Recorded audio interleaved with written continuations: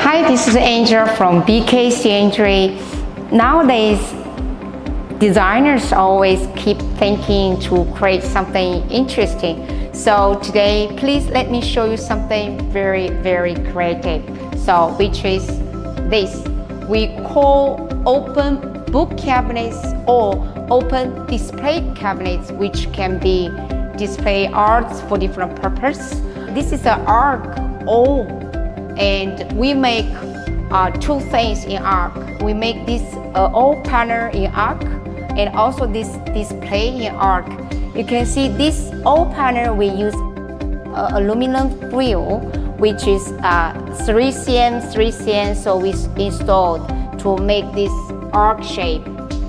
This is one thing. The second thing is that we make these layers in a very standard size, which is 800 mm. So it's in an arc way, and plus this cylinder, you can actually make this cylinder in 3 point something in the height. So you need to cut on side according to your side height.